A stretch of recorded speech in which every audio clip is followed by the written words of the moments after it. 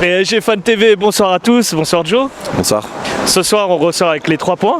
Ouais. Carton plein, 12 points au final au bout de 4 matchs. Youhou. Mais qu'est-ce que ça a été dur ce soir? Ouais, très poussif. Allez, côté positif, un petit bilan. Ouais, clean sheet. Ouais, 4 matchs, invincibilité. Finalement encore Silva Ligue des Champions. continue.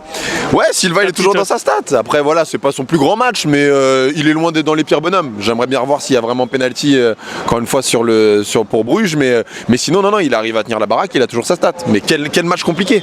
Très dur. Bah justement, on parle de nos attaquants là depuis un moment. Ça fait, depuis la deuxième mi-temps face à Marseille, qu'on est resté un peu muet, un but à chaque match. Qu'est-ce qui nous arrive? Déjà, il y a une stat qui est sûre, ça fait maintenant 5-6 matchs où on a une Mbappé et Icardi dépendance parce qu'il n'y a que qui marque. Ouais. Et la stat, elle continue. Et Di Maria qui distribue quand même. Et Di Maria qui distribue aussi, il ne faut pas l'oublier. Là, aujourd'hui, tu as eu ces 3 bonhommes qui ont complètement joué à l'envers. C'est bizarre parce que j'ai eu l'impression de voir un match, le match en fait qu'on a fait contre le PSG Real avec aucune créativité. Tu parles de l'année dernière? Je parle d'il y a 2 ans. Il y a 2 ans, exactement. Où c'était très poussif, beaucoup de passes latérales, beaucoup de passes en arrière. La profondeur était cherchée difficilement. On voulait pas frapper au but. On s'est retrouvé dans des situations où ça voulait pas aller. Et tout à l'heure, je parlais avec un supporter qui me disait « Ah, on aurait dû gagner 2-3-0 ». J'ai fait « Tu te bases sur quoi ?» Il n'a pas su me répondre. Tu veux te baser sur quoi ce soir? Mais ceux qui méritaient de gagner, c'était Bruges. Soyez honnêtes les supporters. Ce soir, ceux qui méritaient de gagner, si on n'a pas un grand Keylor Navas, c'est vrai. Qu'est-ce qu'on fait? Il nous en sort 4. Il y a un penalty qui est extrêmement mal tiré. Ils ont une finition qui est dégueulasse et tant mieux pour nous. À un moment, ils dévient une balle. Heureusement, ça frôle le poteau. On a de la chance. Mais en réalité, on a de la chance de s'en sortir. Et déjà au match aller, et même Tuchel l'avait dit, quand on a gagné 5-0, on s'est dit ouais, c'est un beau score. Non. La première mi-temps et même dans la deuxième, au final, c'était l'arbre qui cachait la forêt parce qu'il y avait vraiment des grosses carences. Et cette équipe de Bruges, je tiens vraiment à leur tirer mon chapeau. Je souhaite de tout mon cœur qu'ils aillent au moins en Europa League parce qu'ils proposent un réel jeu qui nous a mis en difficulté. Et ce soir, est-ce que le fait que par exemple on n'ait pas été alimenté en attaque est dû à notre milieu? Aussi, l'équipe en général a été médiocre, mais là où tu as raison, c'est que Gay était en manque de rythme. Je trouvais qu'il était un peu perdu sur le terrain. Verratti, il a fait du Verratti, il était assez fidèle à lui-même, mais je le trouvais un peu seul. Et après, tu as cette transition qui doit normalement passer par Di Maria, qui est un peu le créateur, qui aujourd'hui il a joué à l'envers. Enfin, c'était son cousin Di Mario, fin fond de la Hongrie, il était dégueulasse.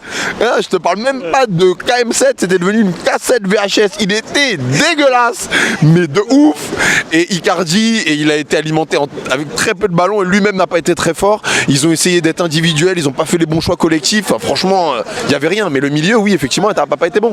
Et justement, tu parles d'Icardi qui normalement était, on sait qu'à l'Inter, il est souvent alimenté par les centres.